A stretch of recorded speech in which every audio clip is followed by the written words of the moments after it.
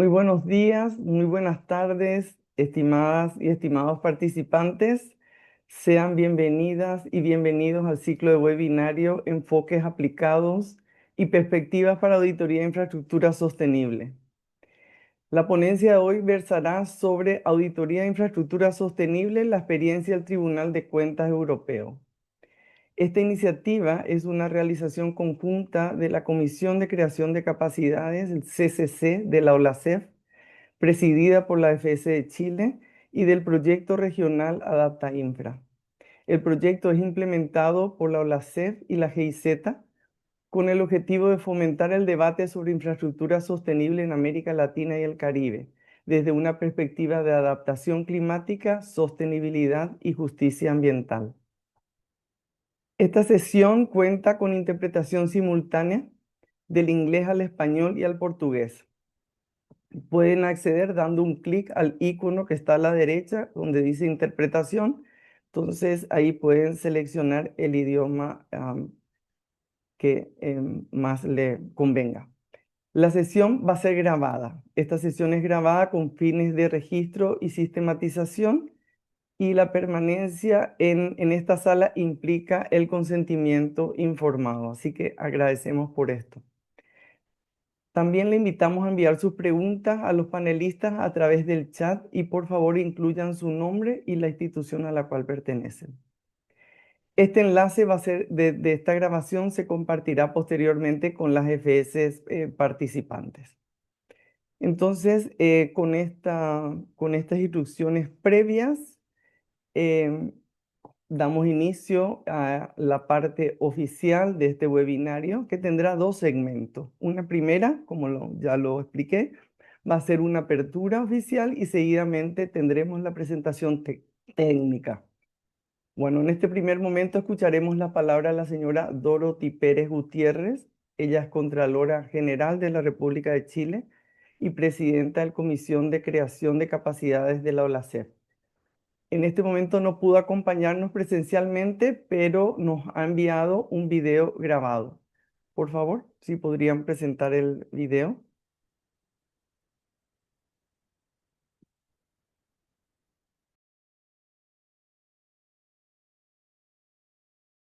Muy buenos días a todas y a todos. Es un verdadero gusto para mí darles la bienvenida a este webinario sobre auditoría de infraestructuras sostenibles que nos convoca a todos hoy.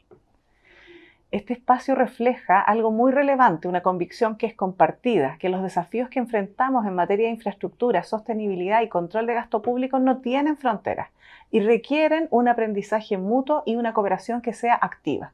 Le quiero agradecer al proyecto regional Adapta Infra de la cooperación alemana, a través de la GIZ, por impulsar decididamente este espacio de intercambio y fortalecimiento de capacidades. Agradezco la participación del Tribunal de Cuentas Europeo, del señor Guido Fara y la señora Paloma Muñoz, quienes compartirán con nosotros experiencias que nos aportan una mirada comparada y valiosa para el trabajo de nuestra región.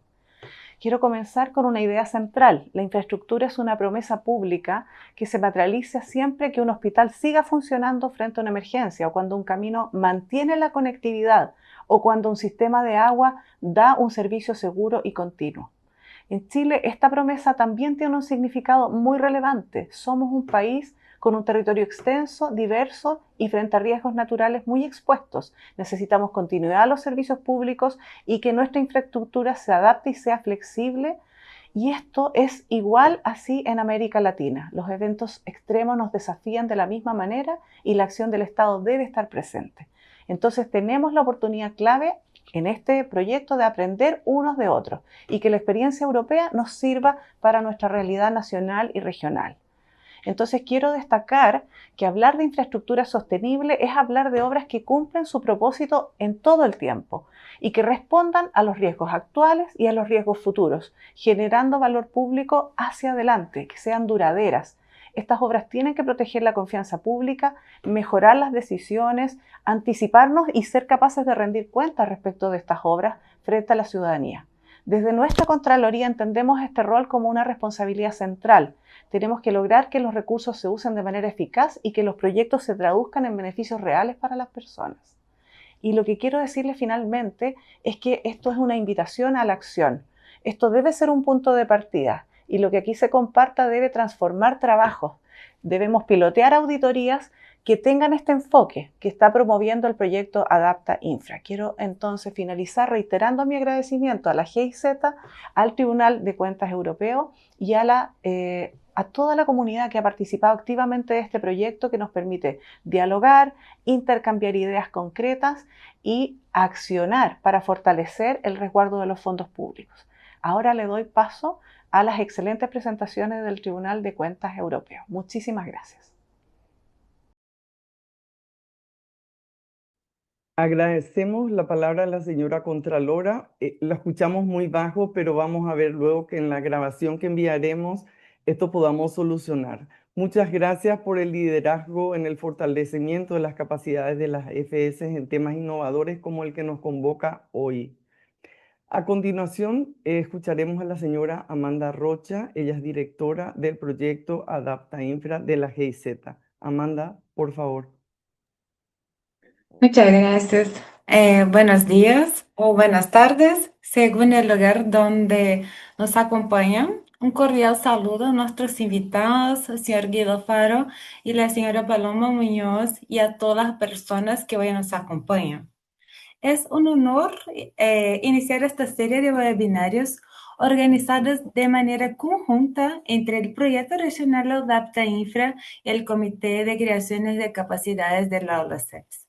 Este espacio busca apoyar el fortalecimiento de las capacidades institucionales de las entidades fiscalizadoras superiores de América Latina y del Caribe en materia de infraestructura sostenible, gobernanza pública y adaptación frente a los desafíos climáticos. La serie de webinarios forma parte de un esfuerzo colectivo, ¿no?, para promover conocimiento técnico, cooperación regional y soluciones prácticas orientadas a una gestión pública más eficiente, transparente y resiliente. En esta abertura, deseo destacar la participación del Tribunal de Cuentas Europeo. Además de su importante función en el control externo, esta institución se ha distinguido por auditorías innovadoras y estratégicas en áreas como cambio climático, transporte, infraestructura, digitalización, energía, movilidad sostenible y resiliencia económica. Temas globales y relevantes para los desafíos actuales también acá en nuestra región.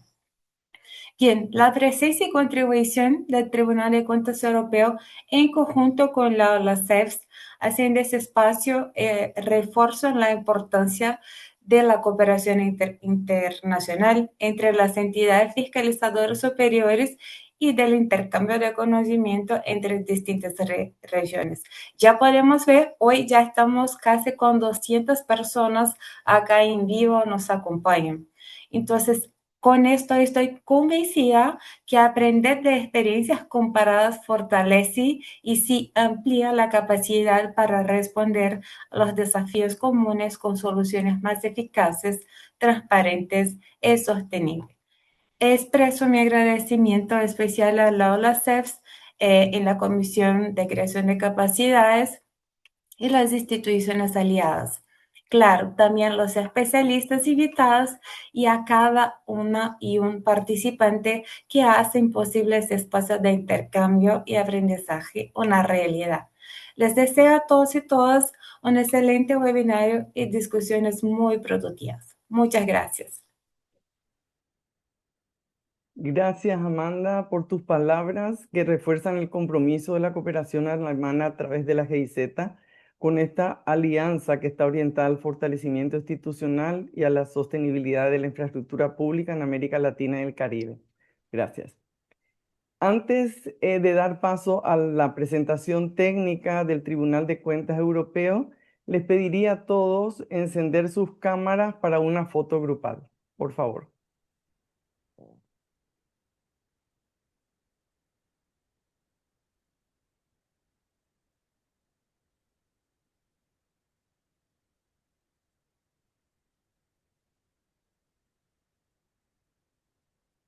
¿Ya estamos, Beatriz?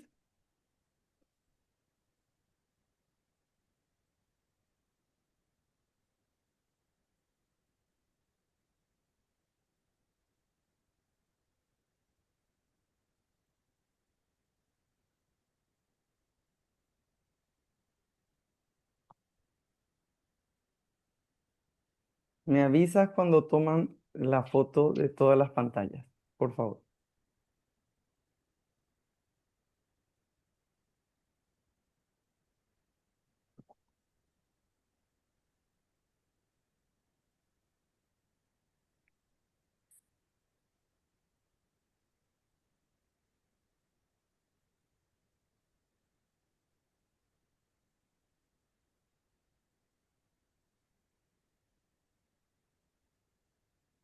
Ok, creo que ya hemos tomado la foto de todos los participantes. Agradecemos.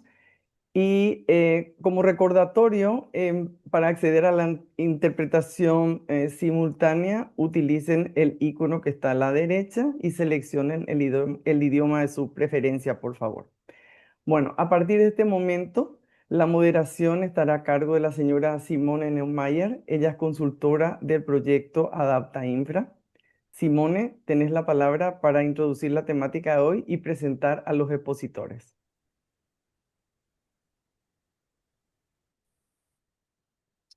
Thank you, Irene. Good morning and good afternoon to everyone joining us from across Latin America, the Caribbean, and Europe. A warm welcome also from my side to this webinar on applied approaches and perspectives for sustainable infrastructure audits. My name is Simone Neumeier, and I'm a senior auditor at the German Court of Auditors, currently working as an expert with Adapta Infra project, and it's my pleasure to moderate today's session. In all countries worldwide, infrastructure decisions shape mobility or economic opportunity, environmental performance, and public trust for decades. And when we as auditors audit these infrastructure projects, the question, therefore, is not only how they were designed, but what results they generate over time. Do they deliver what was promised? And are they used as intended? And are they resilient and sustainable? And last but not least, do they generate a real value for citizens? And audits help close the gap between policy ambition and implementation of reality. And this all makes effective oversight more important than ever. Our focus today is practical audit experience. What happens when auditors assess infrastructure investments and assess whether they truly deliver the intended results? The European Court of Auditors has produced many relevant findings on the performance of infrastructure investments. For example, one of the audits presented today found that in several large transport projects, costs increased up to 50%, and there were significant delays in the implementation, sometimes more than a decade. And this illustrates the challenges in achieving such results. And another audit focused on the need of sustainable mobility planning for major urban areas, which took more than 20 years to become compulsory for cities. It is my pleasure to welcome now the two speakers from the European Court of Auditors. First, I would like to introduce Mr. Guido Fara, a senior auditor with more than 10 years of experience at the European Court of Auditors. He's currently working as an attaché in the office of a member of the court, and previously he worked as a lead auditor in several performance audit and reviews, mainly focused on mobility and transport. Secondly, I present Ms. Paloma Muñoz, auditor in the Directorate for Investment for Cohesion, Growth and Inclusion. She has mainly worked on performance audits in areas such as urban mobility, circular economy, and road safety. And together they both bring audit experience and practical insights directly from the European context. And dear colleague, as Irene already mentioned, please remember to send your questions for the following Q&A in the chat, including your name and position. Guido and Paloma, thank you for joining us. The floor is now yours.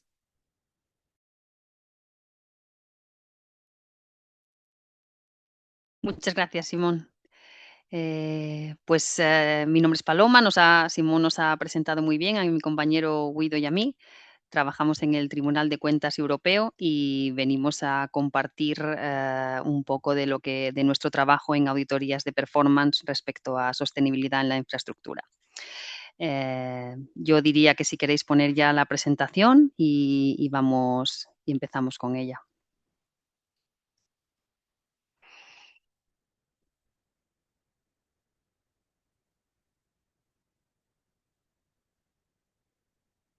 Porque entiendo que la compartís vosotros. Creería, Paloma, que tú lo puedes proyectar, sí. Lo puedo hacer, sí. Sí, Perfecto, perfecto. vale. Gracias.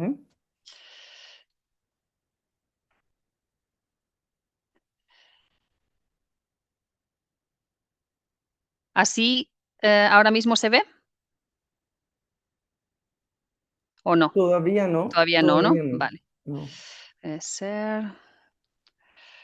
Ujú.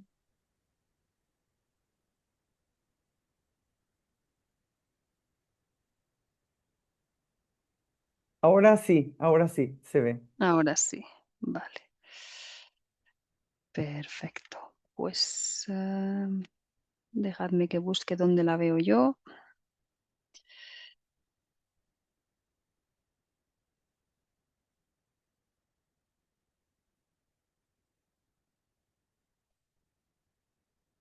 Vale.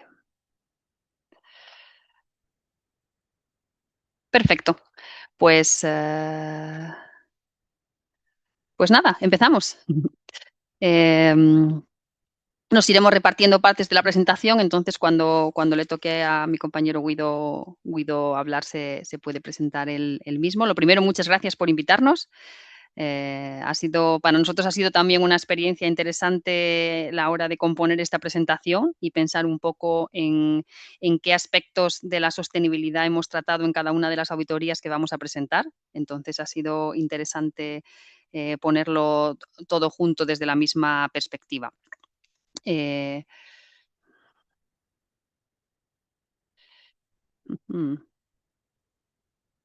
Ok.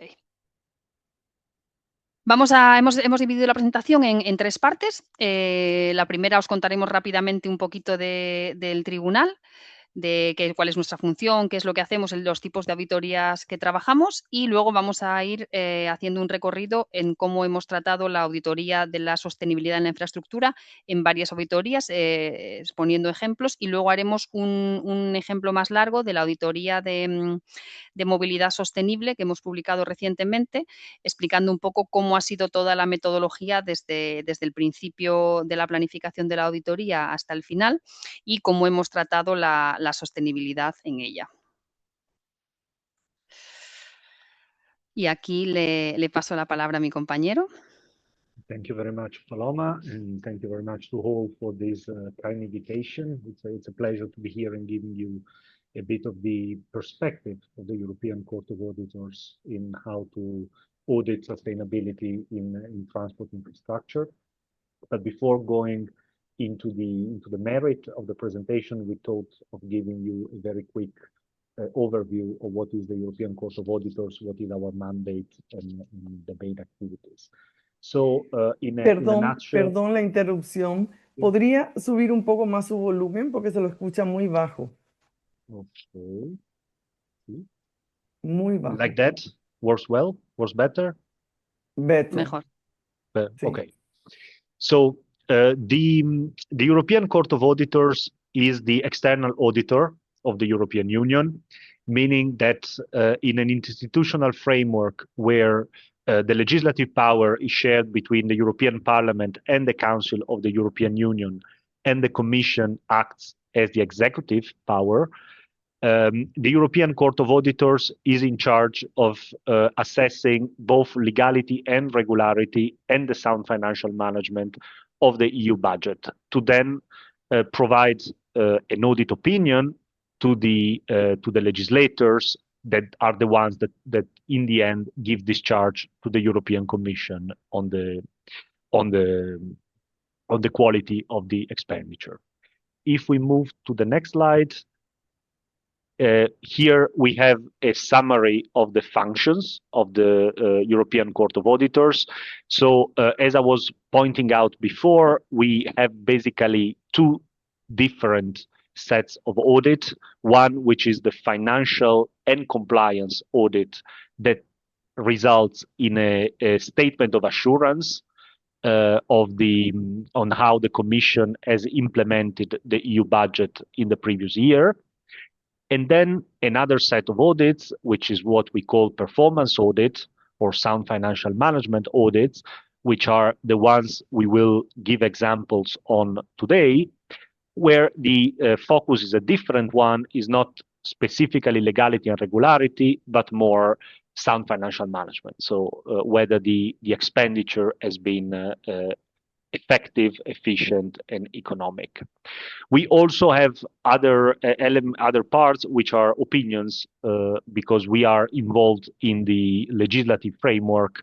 And whenever the Commission is proposing legislative acts which have an impact on budget, the European Court of Auditors has to be asked an opinion and provide one. Just for you to put things in context, what we are talking about in a normal year as audit population is 191 billion euros.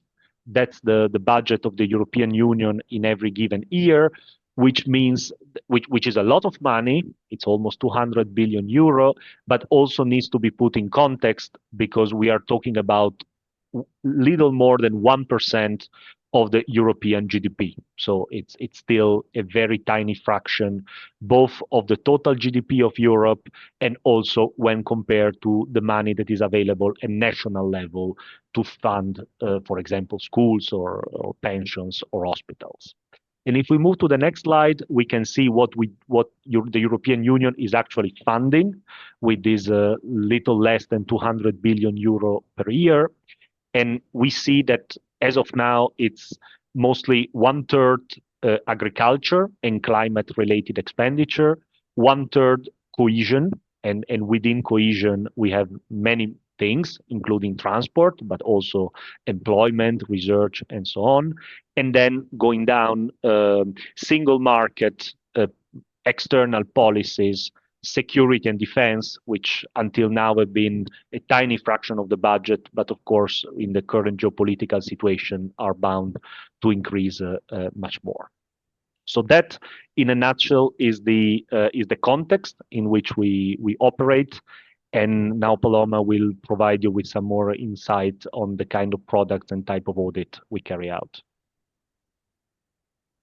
Dentro de las tareas que realizamos hay lo que llamamos tareas recurrentes y tareas no recurrentes. Tareas recurrentes son las que tenemos que hacer todos los años, donde la principal es el informe anual, donde hacemos una declaración de fiabilidad de las cuentas de la Unión Europea según exige el Tratado de Funcionamiento de la Unión Europea. Aquí estamos hablando de una auditoría financiera y de cumplimiento. Y también hay otros informes anuales más específicos para agencias u otros organismos descentralizados de la Unión Europea. Y luego, dentro de las tareas no recurrentes, están principalmente los informes especiales, que es lo que os vamos a presentar aquí hoy, que son una auditoría de un determinado ámbito, de un determinado área de la política que seleccionamos y en el cual examinamos unos determinados aspectos de ver si la Unión Europea está cumpliendo sus objetivos en ese área. Y luego hacemos también análisis o dictámenes, pero en mucha menor medida que los informes especiales.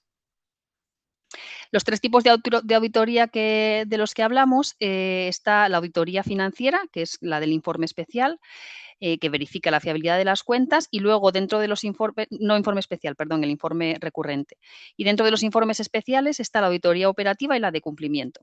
Y la auditoría operativa es la que verifica si las acciones de la Unión Europea son económicas, eficientes y efectivas. Esta es lo que llamamos las 3 Es, entonces podemos tener auditorías operativas en cualquiera de los 3 ámbitos o también mezclando uno con otro. La auditoría focalizada en economía es una auditoría en la que se chequea si los recursos se están poniendo a disposición en tiempo, en cantidad, calidad adecuadas y al mejor precio.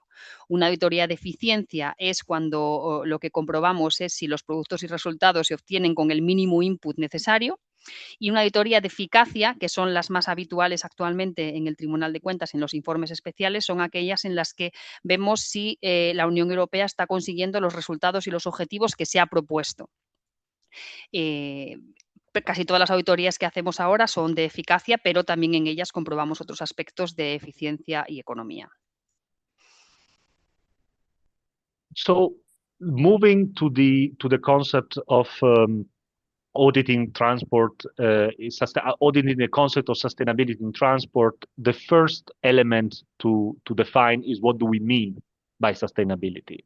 And we will see that Paloma will present later on that, for example, in the context of urban policy, urban mobility, the dimensions of sustainability are actually slightly different. To guide this presentation, this first part of the presentation, which focuses more on the, let's say, long distance transport or on the aspects of transport that are not urban by nature, we are going to use this framework, which is one of the many that exist.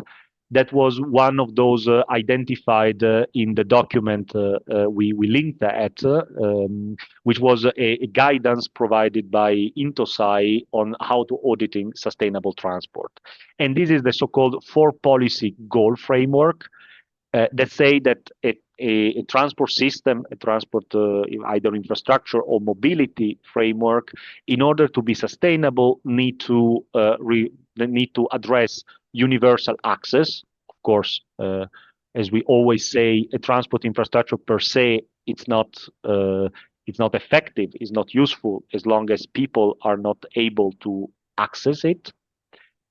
We have the aspect of efficiency, and you will see that many of the audits that we are going to present in a way or in another deal with the concept of efficiency, cost increases, delays, and the impact on the financial budgets, both at European and national level.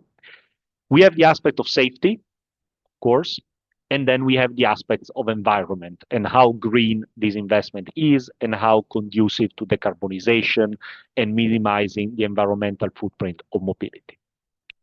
So what I'm going to do in this first part is to provide you some snapshots of audits of the European Court of Auditors, practical cases, pointing out to which elements of this model they refer to, and giving you a bit of background of how we decided to carry out this analysis and how. So if we move to the next slide, I will start with one audit which was published in 2020. It's so-called Transport Flagship Infrastructure or EU Transport Infrastructure. All the reports of the European Court of Auditors are published on our website in all the official languages of the EU, including Spanish and Portuguese.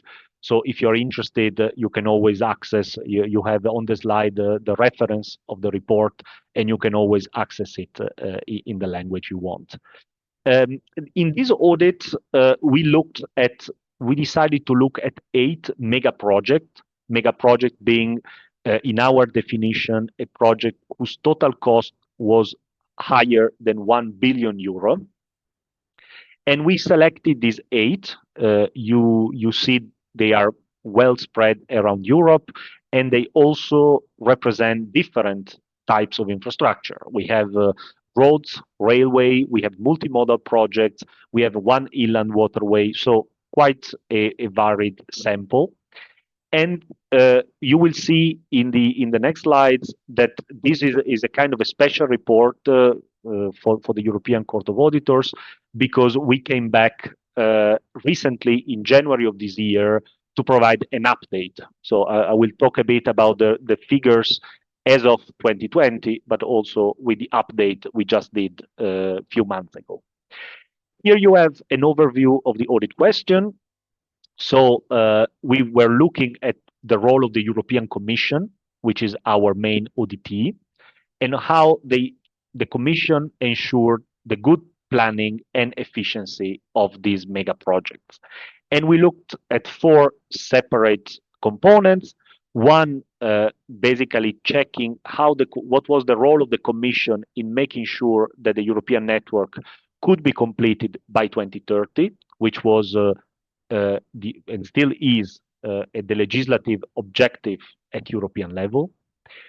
The elements on planning, elements on implementation, and also what was the role of the supervision of the Commission in terms of EU co-funded projects, basically projects, because not, of course, the role of the Commission can play here different roles.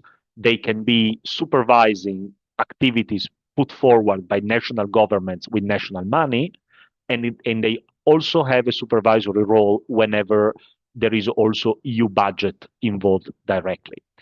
And if we move to the next slide, for example, I give you one first element that we looked at, and also Ms. Neumeier was referring to, is the element of cost. We looked at cost because these large infrastructure are often spanning decades from the moment of their planning to the moment of their actual opening and commissioning. And the way cost evolved tell a very particular story. In the report of 2020, we had concluded already back then that there was almost a 50% increase in cost across the sample on comparing initial estimates to the latest available estimate as of 2020.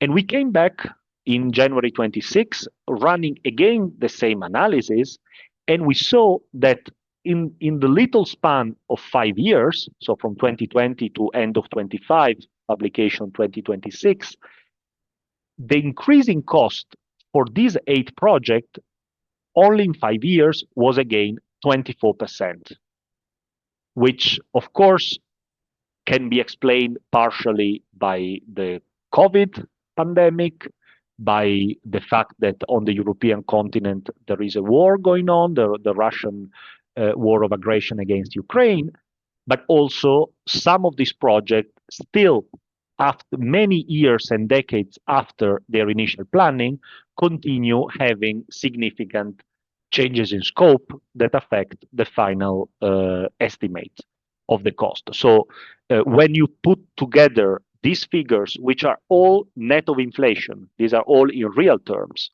so inflation is not one of the components of this increase, and you compare the latest figures with the very initial one, you get to a mind-wobbling 82% increase over the sample. So we are talking about 8 projects that taken overall doubled their initial estimates in cost. And if we move to the next slide, where we get to delays, we see that also here the picture is similar. In 2020, we had concluded for an overall delay of 11 years across these 8 projects. And when we look at what happened in the past 5 years, we see that the delay on average increased by 4, meaning little happened over these years.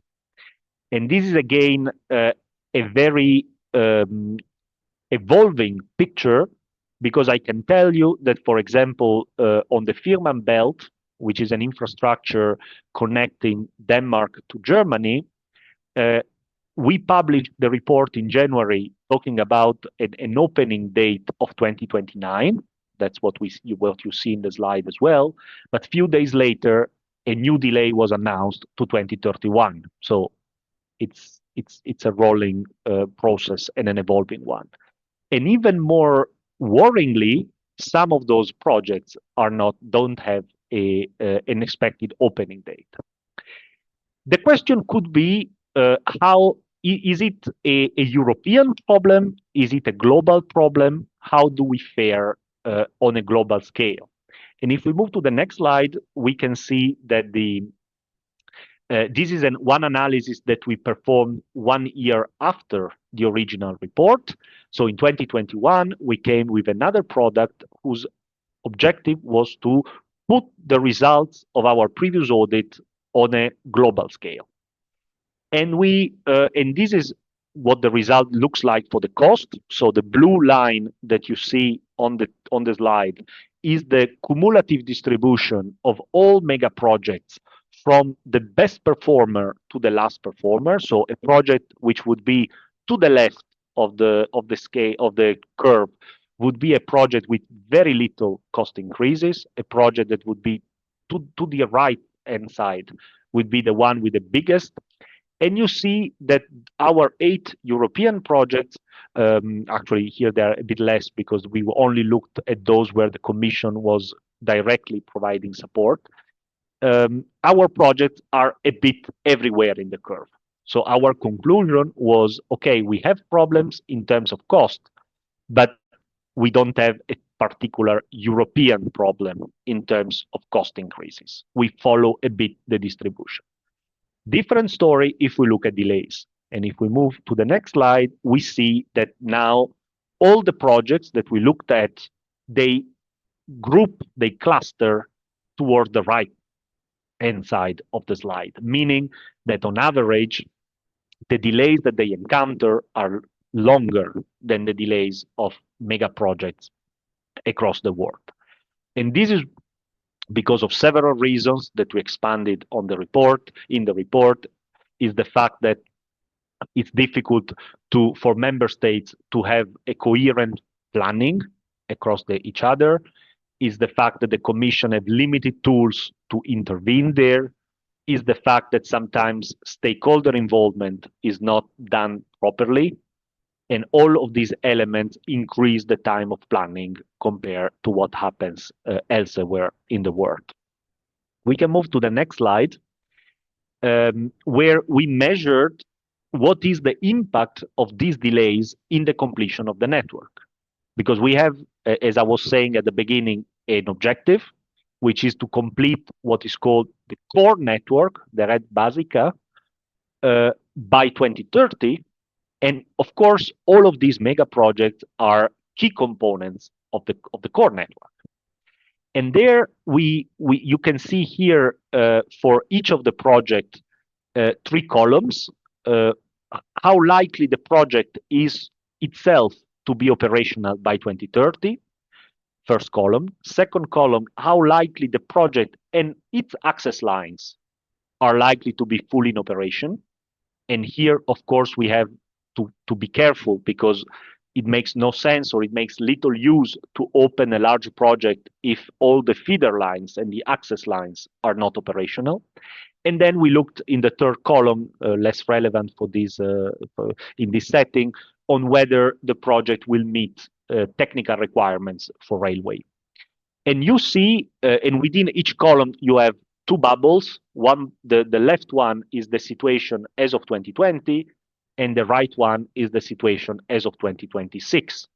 And you see that across the board, there has been a deterioration of the situation, meaning that the getting closer to the 2030 showed that deadlines were not really manageable. There is only one case, which is the last one, which is a road in Romania, which moved from red to orange, because now it's one of those cases where in 2020 there was no deadline expected for completion, and now we have one. We can move to the next slide, where I will now give you some elements from another report, which is a report we published in 2018 on high-speed rail. And the scope of this report was a series of high-speed rail lines spanning across Europe, both including purely national lines and cross-border sections. We can move to the next slide. We see what were the questions. Here, in this context, what we looked at, what were our audit questions, was whether there was a sound strategy at European level, whether the implementation was done in a sustainable way, in the sense, did we check, we went checking, for example, the cost, the delays, how much these lines were actually used. Then we checked what was the competitive advantage or the competitive status of rail compared to other modes of transport to assess the sustainability of the investment. Because of course, if we create a new line which takes ages compared to road or compared to aviation, then we expect users to continue using other modes of transport, so making the line not sustainable. And then, of course, we looked at the specific EU co-funded project. We can move to the next slide, where I present you one type of analysis that we carried out in this report, and this is what we call catchment area. So the point here was, this is a high-speed line in France, the line that connects Paris to Strasbourg, two important cities in France. And here what we wanted to see was what was the potential for the line. And so we asked Eurostat, which is the statistical office of the European Union, with which we have good working relations, to calculate the amount of people living in certain distances from the stations that were part of the line. And those distances are 15, 30, and 60 minutes. Those were distances that we chose as relevant for the analysis. And you can see, probably it's a little small, but you can see in terms of magnitude that the number of people that live in Paris are dramatically larger than the number of people that live in Strasbourg. But even more so, those stations that have been put in the center of the line had basically no residents living around.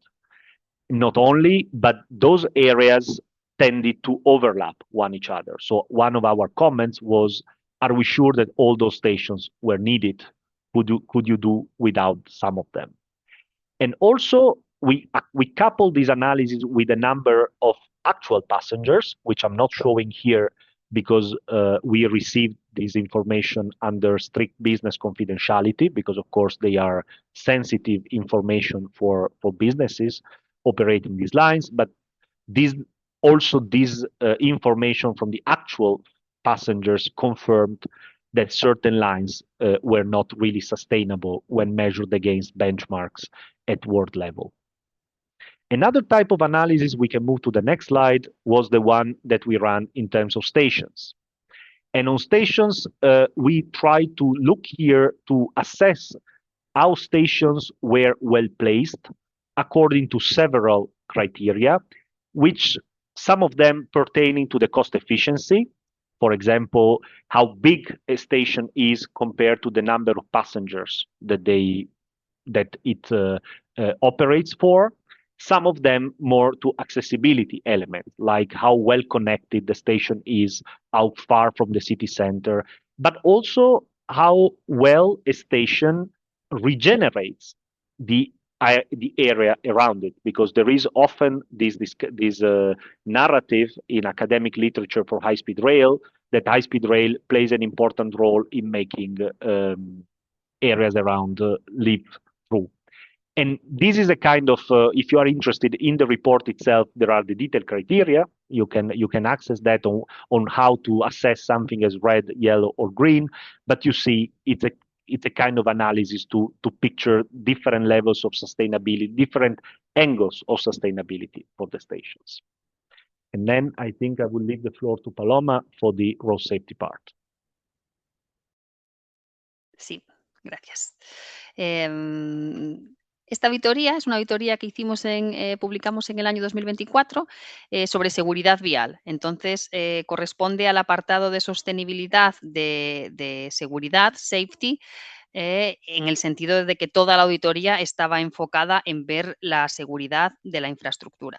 En este caso, nos focalizamos en lo que la Unión Europea llama el sistema seguro, que quiere decir, el objetivo no es que haya 0 accidentes de tráfico, sino que haya 0 muertes. Para conseguirlo, se asume que va a seguir habiendo errores humanos y que seguirá habiendo accidentes. Entonces, se pone en marcha un sistema de capas en el cual, en el momento que va a pasar un accidente, pues se pone en marcha una y otra y otra y otra para minimizar el impacto de este accidente. Entonces, el sistema seguro tiene 8 partes, una parte más de diseño de la gobernanza, de los objetivos, indicadores, etcétera. Por supuesto, la parte financiera, la parte de infraestructura, cómo tiene que ser esa infraestructura. Está la parte de los vehículos, cuantas más condiciones de seguridad tengan los vehículos, más seguros son y más van a minimizar los accidentes. Hay una parte de conectividad y automatización, de la parte digital. También estaba la eficacia de la respuesta de emergencia, ¿no? Cuanto más rápido llegue esa emergencia, pues más se van a minimizar las consecuencias de un accidente. También está la parte del comportamiento humano. Y luego hay una parte internacional. Vemos un poco cómo es el papel de la seguridad vial de la Unión Europea comparado con el resto del mundo. En esta diapositiva podéis ver en azul las partes en las que nosotros focalizamos la auditoría por unas razones básicamente de el alcance que podíamos tener en el tiempo que tenemos para hacer la auditoría y con los recursos que teníamos. Las preguntas que nos planteamos en esta auditoría era, primero, enfocada a la comisión, si el diseño del sistema seguro era adecuado y si ha supervisado cómo estas medidas han contribuido en los Estados miembros a lograr los objetivos. El objetivo de la Unión Europea, en este caso, era 0 muertos en la carretera para 2050.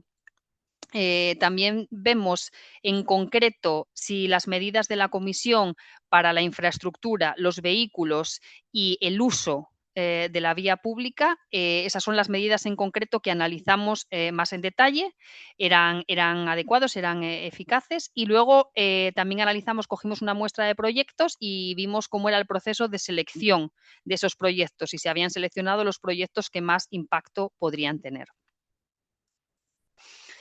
En el contexto del alcance del sistema, por ejemplo, una de las cosas que observamos al comparar el sistema seguro de la Unión Europea y el de la ONU era, como veis abajo en la parte morada, hay una parte de que el sistema seguro de la ONU tiene que el de la Unión Europea no, que es el de la ordenación del territorio.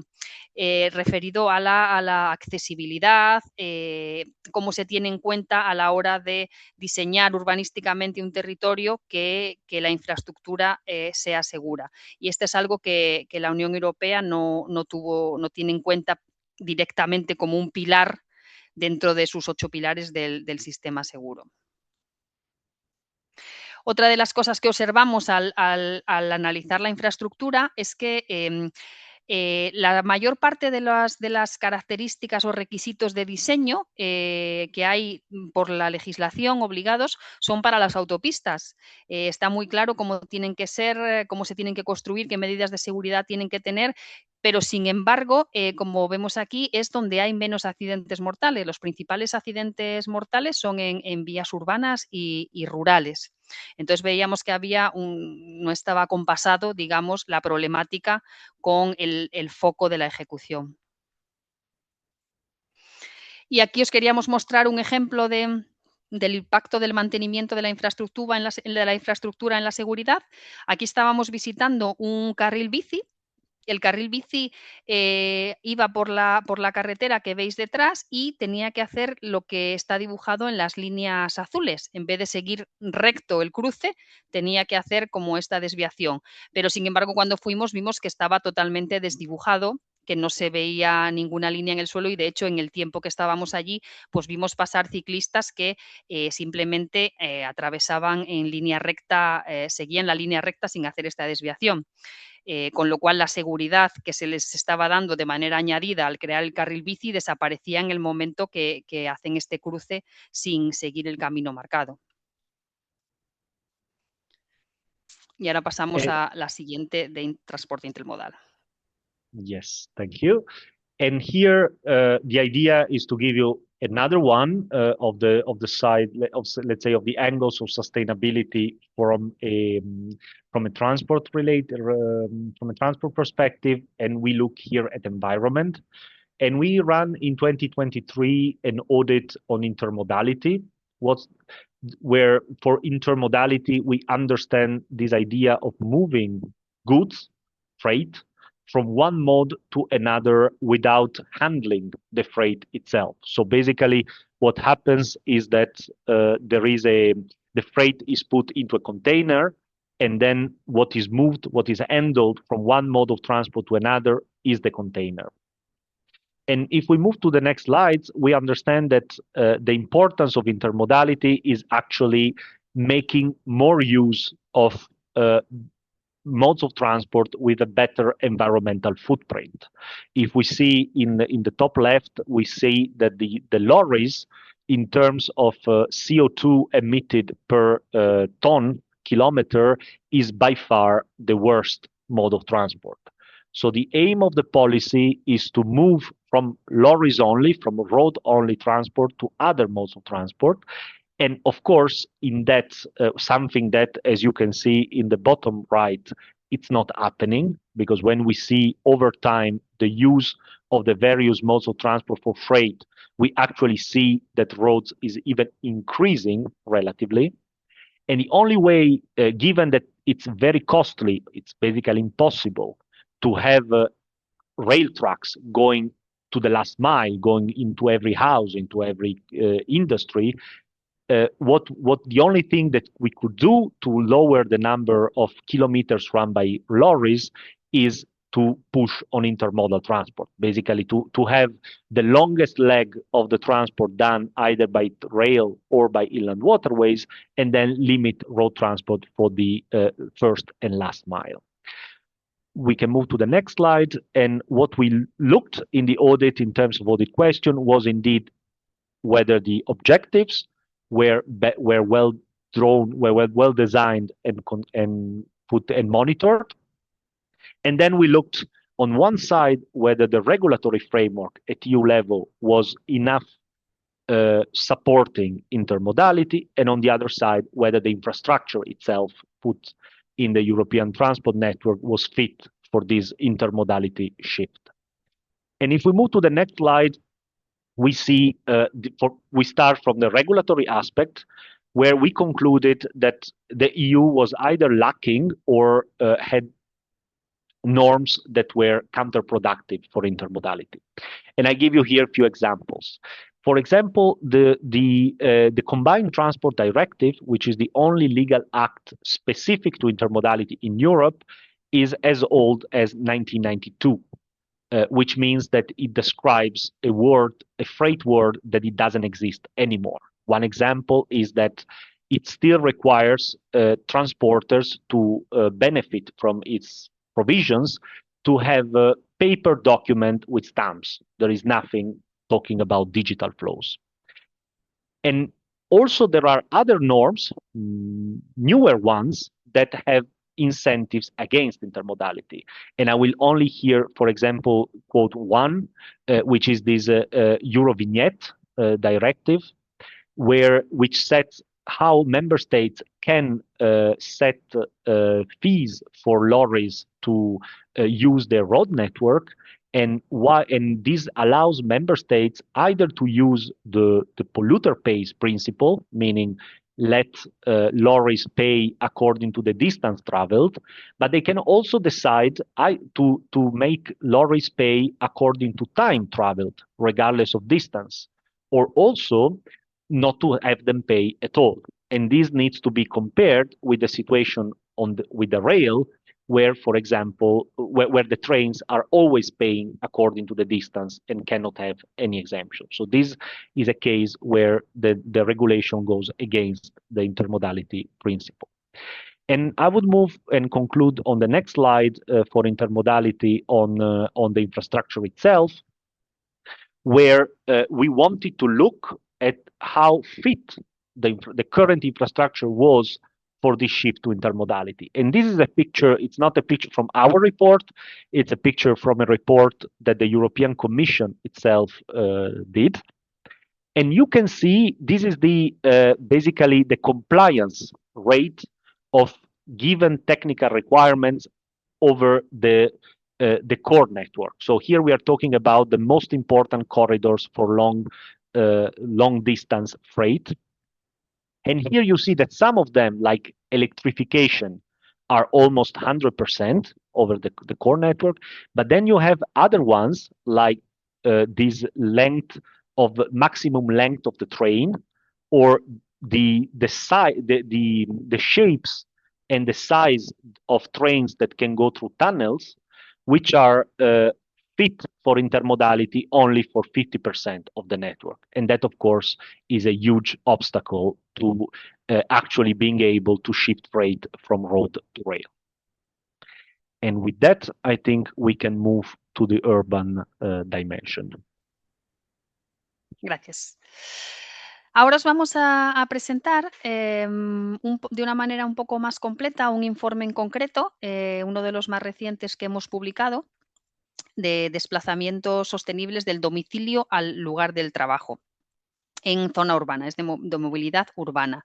En este os vamos a guiar un poco sobre cómo es nuestra metodología de trabajo desde el principio del trabajo preliminar hasta la publicación del informe, de una manera muy, muy sucinta. Tenemos también cursos mucho más largos de nuestra metodología de auditoría operativa, pero os queríamos dar una muestra de cómo empezamos a pensar las auditorías. Esto es un poco todas las fases que tiene una auditoría operativa, una auditoría de desempeño dependiendo o de gestión. Todos estos nombres se le dan en castellano. Tenemos una fase de planificación, donde hay un trabajo preliminar de investigación.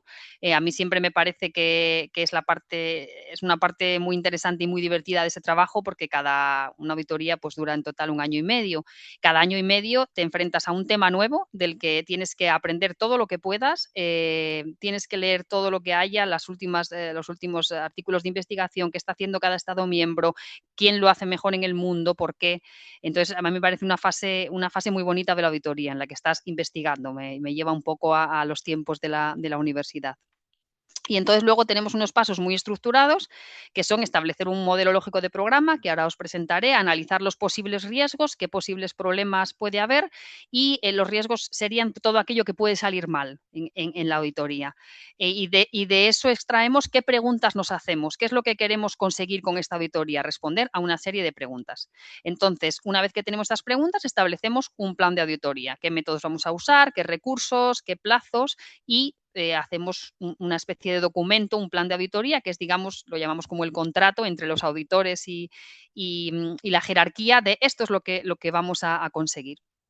Entonces empieza el trabajo de campo, que esto es muy gracioso en el tribunal, que tenemos muchos compañeros que lo llaman la luna de miel, porque es el tiempo en el que estás trabajando, investigando, vas de visita, ves cómo se están haciendo las cosas tanto en la comisión como en una serie de Estados miembros que elegimos, y entonces digamos que nos dejan un poco a nuestro aire hacer esa investigación. Una vez que acabamos toda esta fase, tenemos que empezar a escribir y a formalizar todo en un informe, y es donde empiezan todos los procesos de revisión, hasta que el informe se acaba aprobando.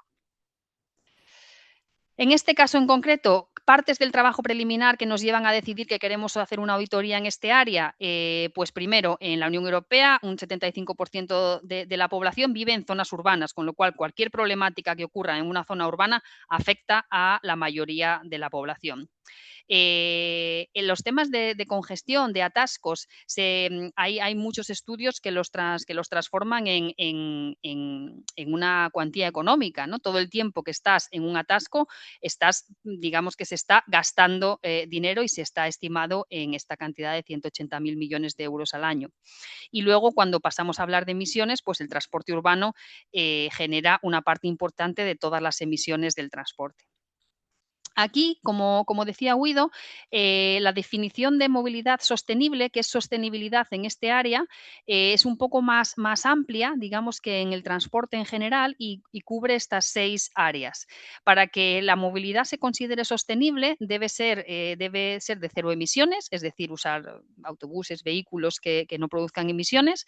Inteligente quiere decir que tenga sistemas de seguimiento en tiempo real, que puedas comprar billetes con el móvil, que te puedas cambiar de un sistema a otro de transporte con el mismo billete. Que sea accesible. Con accesible aquí no nos referimos a accesible para personas con discapacidad, que eso estaría dentro de la parte de inclusiva, sino a que esté disponible. Para que tú puedas usar el transporte público tienes que tener una parada cerca de ti, si no, no se considera accesible. Que sea segura, que sea inclusiva, como he dicho, que la puedan acceder personas con discapacidad, y también que sea asequible económicamente, y que sea resiliente, es decir, que pueda responder a cambios. La infraestructura tiene que poder responder a cambios tanto físicos como en el comportamiento de las personas, como en este caso, por ejemplo, tuvo el COVID un gran impacto en la movilidad. Y luego también otra cosa importante de cara a empezar una auditoría es de qué materialidad estamos hablando, cuánto dinero, cuántos fondos pone la Unión Europea en este tema. Entonces, en este caso teníamos la cantidad mayor de la política de los fondos de cohesión, hay una cantidad también importante del mecanismo de recuperación y resiliencia, y luego otra más pequeña de otros fondos específicos, lo que llamamos Conectar Europa. Lo primero que hacemos es esto. Una vez que hemos analizado el área, sabemos de qué estamos hablando, sabemos cuál es la problemática, empezamos a intentar ubicarla en estas partes, lo que llamamos el modelo lógico de programa, ¿no? ¿Cuáles son las necesidades de esta política? ¿Cuáles son los problemas? ¿Qué objetivos quiere conseguir esta política? Para conseguir estos objetivos, ¿de qué dispone? ¿De qué recursos materiales, humanos, financieros? ¿Qué procesos necesita para convertir estos recursos en realizaciones y resultados finales. Realizaciones sería el output, ¿no? El proceso es lo que nos transforma este input a un output. Y luego los resultados y los impactos son los cambios que hay a corto plazo y a largo plazo en condiciones socioeconómicas también, lo que llamamos los efectos. Y también tenemos que tener en cuenta lo que denominamos factores exógenos, que son factores que ocurren totalmente ajenos a esta política. Y aquí os quería mostrar un ejemplo de qué consideramos cada cosa en este área. ¿Cuál es la necesidad en el área de la movilidad urbana? Que mejore la economía, que se reduzcan los atascos y la contaminación, y en este caso esta auditoría la estábamos focalizando en las áreas suburbanas de las ciudades, porque en 2020 publicamos otra auditoría de movilidad urbana donde nos focalizamos en la movilidad en el centro de las ciudades. En esa auditoría vimos, y también leyendo otros artículos, que los principales problemas están en las áreas suburbanas. Y entonces el foco de esta auditoría fue área suburbana y de las personas que se desplazan de su casa al lugar de trabajo. ¿Qué factores exógenos hay en este área? ¿Qué cosas que no podemos controlar, ¿no? Que están fuera de nuestro alcance? Pues puede haber factores políticos y sociales, cambios legales en el sistema, condiciones económicas, características geográficas también tienen su influencia, especialmente, por ejemplo, cuando hablamos a la hora de crear carriles bici o zona de bicicleta, pues tienen una influencia en el uso de la gente. Avances tecnológicos, en este caso teníamos la guerra en Ucrania, que también tiene un impacto a la hora del combustible que se usa y de la utilización, o un aumento del teletrabajo. ¿Qué objetivos se propone la Unión Europea en este ámbito? Reducir las emisiones, aumentar la cuota modal sostenible. ¿Qué quiere decir la cuota modal? La cuota modal quiere decir el porcentaje de personas que usa cada modo de transporte. ¿Qué porcentaje usa el coche? ¿Qué porcentaje usa el transporte público? ¿Qué porcentaje usa la bici? ¿Qué porcentaje camina? Entonces, es que el objetivo es aumentar la cuota modal de lo que no es coche, básicamente. Mejorar la accesibilidad, proporcionar un transporte de calidad, seguro, accesible. ¿Qué recursos tiene la Unión Europea? Pues la normativa que puede establecer, la financiación, y luego en los Estados miembros y en las ciudades tienen recursos financieros, humanos y también estrategias. ¿Qué procesos? Bueno, pues implementar las estrategias, intercambio de buenas prácticas y diseño y evaluación de proyectos. ¿Qué obtenemos? ¿Qué realizaciones se obtienen con estos recursos? Pues puede haber inversiones en transporte público, en infraestructura, en digitalización. Puede haber también incentivos para que las personas utilicen el transporte público en vez del coche. Y también se pueden poner, por ejemplo, expertos para que ayuden a determinadas ciudades a desarrollar sus planes.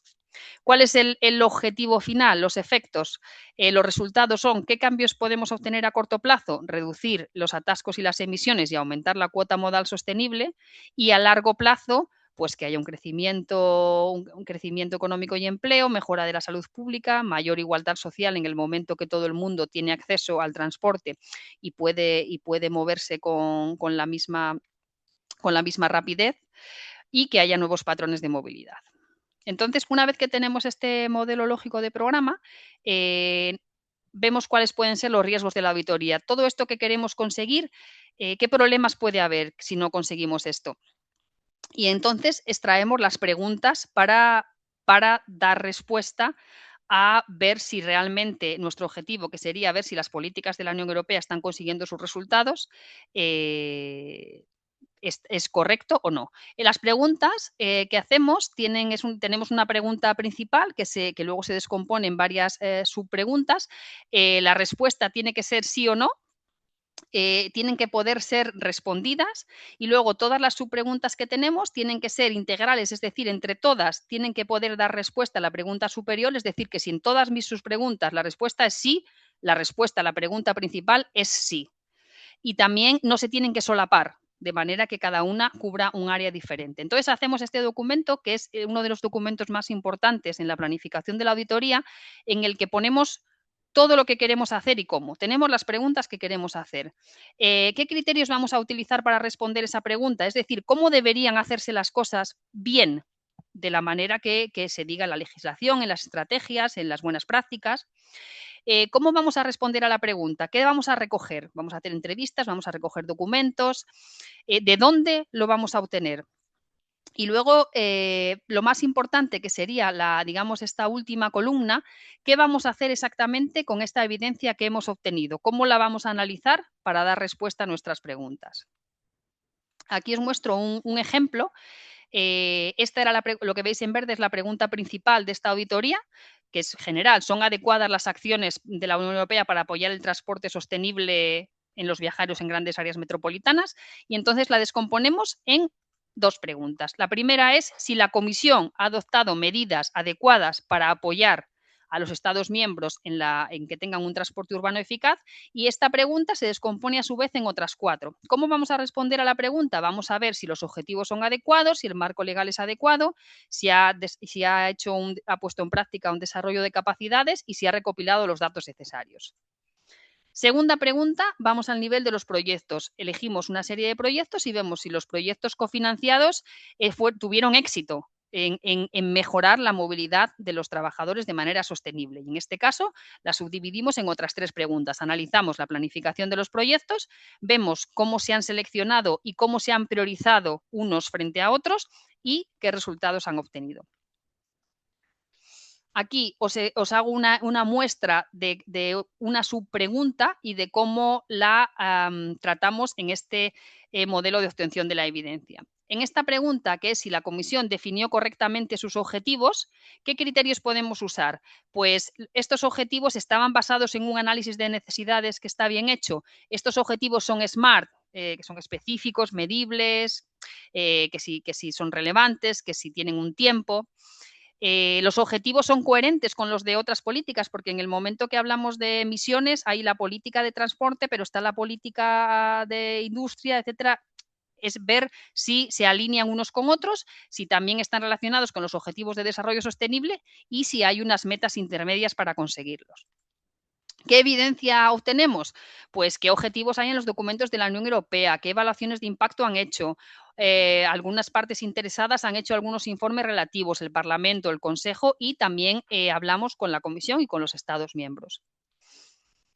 Entonces, ¿qué hacemos con esos datos? Pues tenemos que ver en base a qué la Comisión ha definido esos objetivos, si ha analizado la situación en cada país. Intentamos concluir si estos objetivos son SMART y si las sugerencias del Parlamento y el Consejo se tuvieron en cuenta. Otra pregunta, otro ejemplo de su pregunta de la segunda parte de la auditoría respecto a los proyectos es ver si el proceso de selección priorizó los orientados a la movilidad sostenible. Es decir, cuando hay una convocatoria y se presentan un gran número de proyectos, si no se pueden financiar a todos, ¿cómo se decide cuáles se financian? ¿Qué criterios utilizamos? Pues que los proyectos tienen que tener por objetivo alcanzar los objetivos de movilidad sostenible de la Unión Europea, tienen que estar bien diseñados y tienen que contar con el respaldo de una estrategia. PEMUS es el acrónimo de Plan de Movilidad Urbana Sostenible, que tiene que haber un plan en cada ciudad. La evidencia que obtenemos pues son todos los documentos, los programas operativos, que son los que establecen qué tipo de prioridades se tienen que obtener con la financiación, qué evaluación ha hecho la comisión, y en la convocatoria, cuando se hace una convocatoria para que se presenten proyectos, ¿qué es lo que estás pidiendo exactamente en la convocatoria? Y entonces analizamos si estas convocatorias tenían elementos que realmente priorizasen los proyectos que más pudieran contribuir a la movilidad sostenible. Analizamos la metodología de selección y vemos qué proyectos recibieron mayor puntuación, y también vemos si las deficiencias que se han identificado en un periodo pues se han mejorado en el siguiente. ¿Qué hicimos en esta auditoría? Pues elegimos 6 ciudades en base a determinados criterios que tuvieran financiación, algunas que fueran buenos ejemplos en cuanto a utilizar bastante transporte, utilizaban menos el coche, más el transporte público o la bicicleta, y también que tuvieran una gran cantidad de personas que vivieran en el área suburbana y que se desplazaran a trabajar al centro de la ciudad. Entonces, esas son las ciudades que auditamos, y los tipos de proyectos fueron muy variados, desde intercambiadores multimodales, tranvía, metro, vías ciclistas, también aparcamientos disuasorios, en los que se hacen como en el extrarradio de las ciudades para que no entren los coches al centro, sistemas de transporte inteligente y, bueno, algún estudio de cómo realizar correctamente unas nuevas vías. ¿Qué concluimos?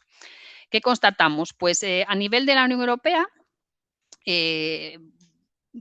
vimos que, como ha mencionado Simón en el principio, desde hace 20 años ya se identificó que era necesario trabajar más en los objetivos de movilidad sostenible a nivel urbano. Pero poco a poco los Estados miembros van aceptando que haya más requerimientos por parte de la Unión Europea. Entonces, estos planes de movilidad sostenible, con la nueva normativa de 2024, se hicieron obligatorios en las ciudades que forman parte de la red europea de transporte. Es decir, como las ciudades más importantes para el transporte en la Unión Europea, todas ellas tienen que tener un plan de movilidad urbana sostenible. Luego, otra cosa que analizamos fueron todas las iniciativas de apoyo de la Comisión. Tiene muchas iniciativas donde se juntan ciudades, regiones, se comparten buenas prácticas y había muchísimas de estas iniciativas. Y entonces había muchas que tenían objetivos solapados, pero las ciudades con las que hablamos las valoraban positivamente.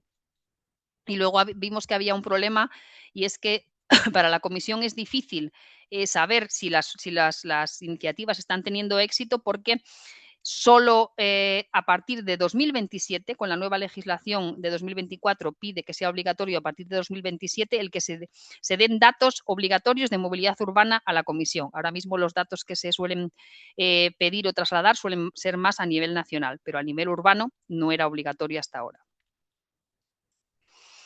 Al nivel de los Estados miembros, analizamos en las 6 ciudades a las que fuimos los planes de movilidad urbana sostenible. Y entonces hicimos un análisis comparando lo que llamamos la zona urbana funcional, que quiere decir toda la zona desde la cual va gente a trabajar a la ciudad. Ahí sí hay un porcentaje que es como el 15%, pero todo aquel lugar en el que al menos un 15% de la gente se mueva a trabajar a la ciudad forma parte de la zona funcional de la ciudad. Y entonces comparamos esta zona funcional con la zona que cubre el plan de movilidad urbana sostenible. Y aquí veis, por ejemplo, que en Budapest o en Sevilla el plan de movilidad urbana sostenible es el área roja, que es donde lo que cubre la política deja fuera a muchísima población que se está trasladando a la ciudad y que no la están teniendo en cuenta en la planificación. Hay otras ciudades, sin embargo, como en Lille o en Praga. Por ejemplo, en Praga es bastante parecido el área y en Lille no es parecido, pero han creado otro órgano más grande, un órgano más regional, y en ese órgano es el que planifica la movilidad. Entonces, de esta manera, pues mitigan un poco el problema. Otro análisis que hicimos fue el número de trabajos a los que puedes acceder desde cualquier punto del área regional. Y aquí vemos la gran diferencia del número de trabajos a los que puedes acceder si te trasladas en automóvil, así te trasladas en transporte público, donde especialmente en todas las áreas alejadas del centro de la ciudad es mucho más difícil que haya transporte público disponible y de calidad para poder desplazarte. También analizamos en los planes de movilidad urbana sostenible que muchos tenían medidas de accesibilidad, de reducción de emisiones, pero, por ejemplo, en el momento que hablamos de medidas para desincentivar directamente el uso del automóvil, es más complicado. Y de esas había bastantes menos medidas. Otra de las cosas que analizamos es, aquí vemos el área de atracción a la que puede llegar un automóvil, una bicicleta y el transporte público. Y vemos que la diferencia con el automóvil sigue siendo desproporcionada. A nivel de los proyectos, analizamos una serie de proyectos, como os he comentado, vimos que en general estaban alineados con los objetivos de los planes de movilidad urbana sostenible. Y los resultados previstos se alcanzaron en la mayoría en cuanto a la realización, pero solo unos pocos tuvieron realmente un impacto significativo en mejorar la movilidad sostenible de las personas que se desplazan cotidianamente. Este es un intercambiador modal que vimos que tenía efectos positivos. Este estaba en Polonia y aquí llegan trenes, metros, autobuses, bicicletas y habían, por ejemplo, incrementado un montón las líneas de autobuses que pasaban, los pasajeros, y en este caso había números que mostraban que había tenido un impacto positivo en cuanto al número de pasajeros y en cuanto al tiempo que necesitabas para desplazarte de un lugar a otro.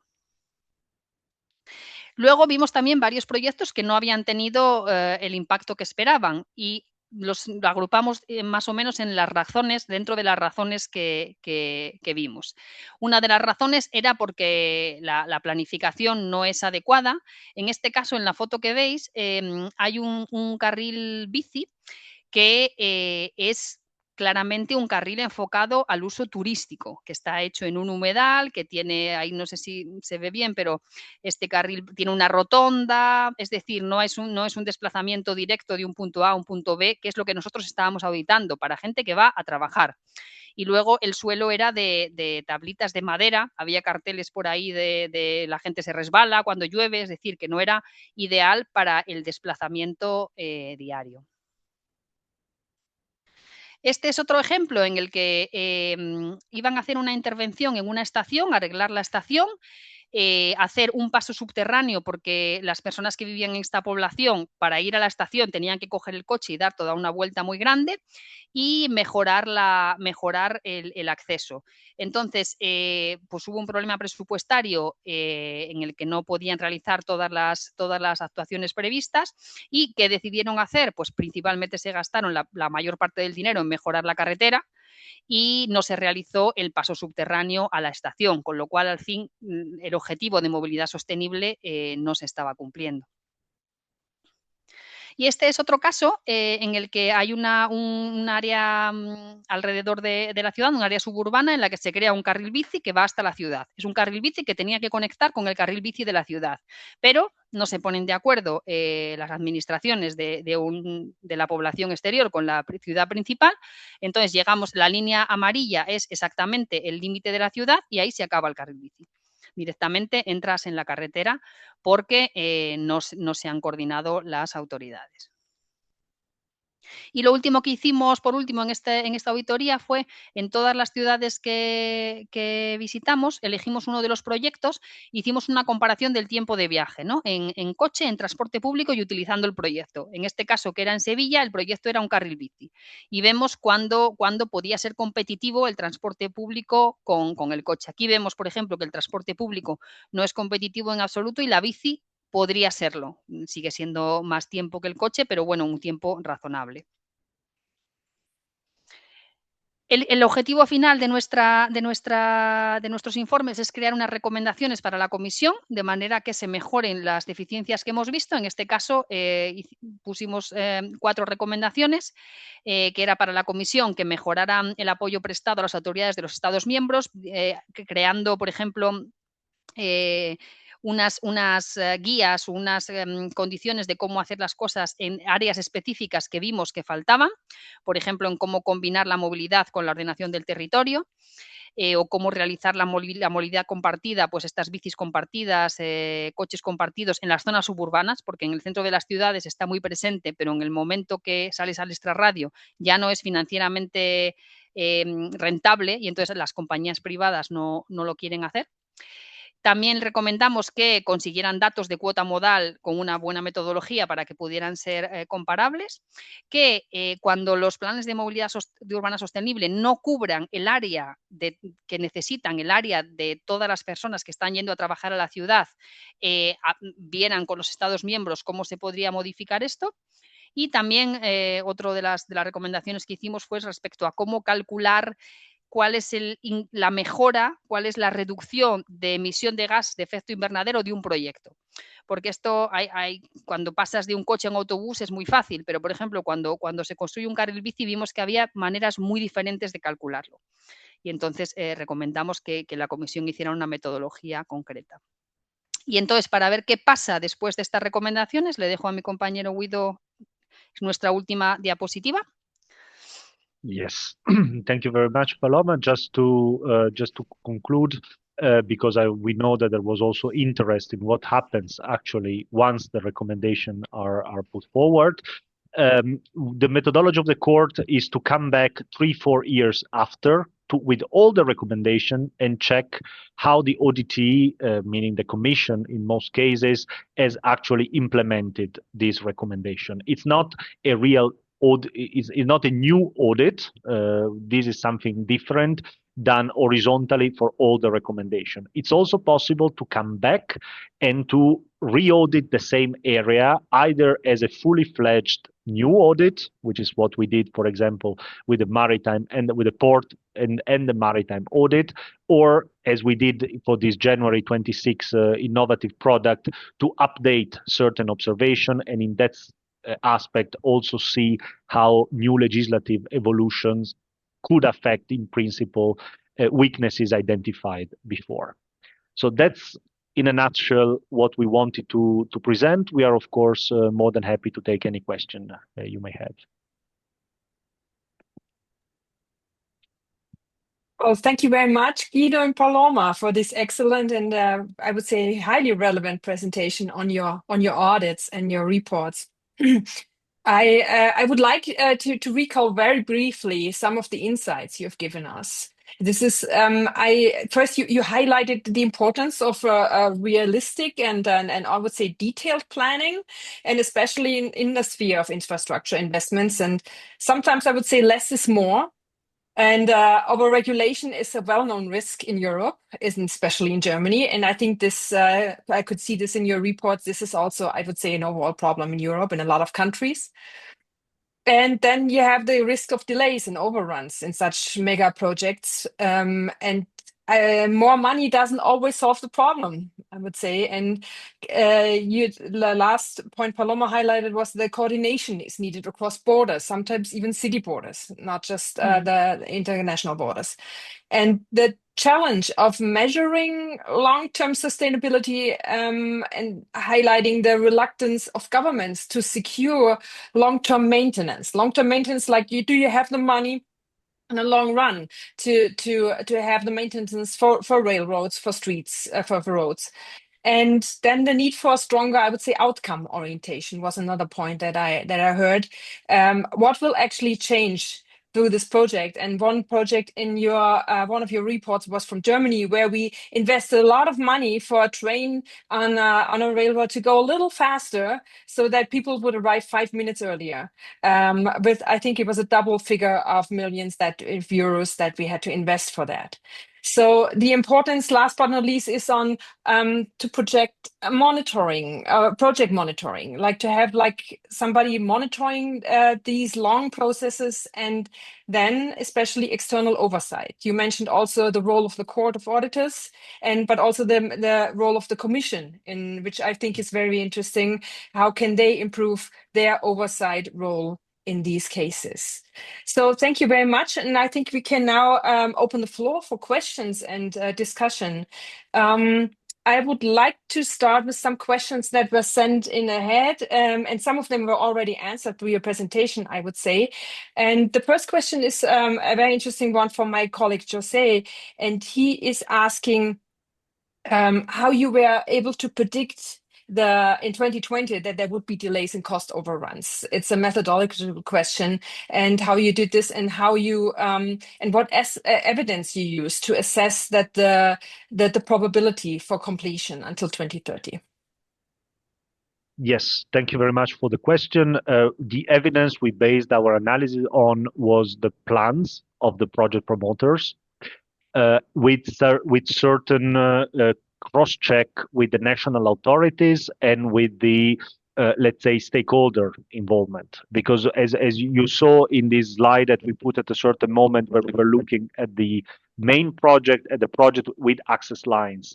And of course, back then in 2020, there were cases of projects that were, which had a comfortable buffer for completion before 2030, but for which there was no plan at all for the access lines, for example. And that's something that bring us to question this objective of completing by 2030. We know that when we talk about high-speed rail, for example, a normal timeline between planning and commissioning is more than 10 years.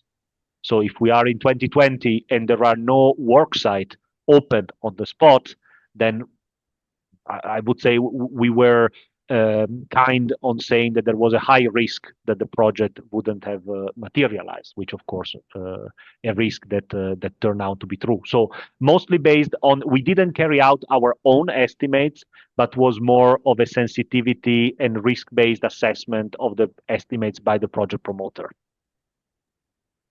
Yes, I understand.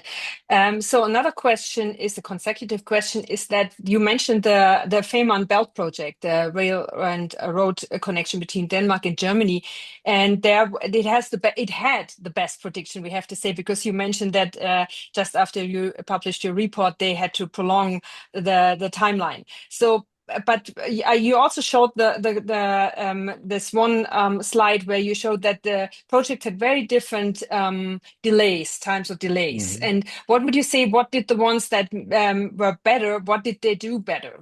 Did you investigate that?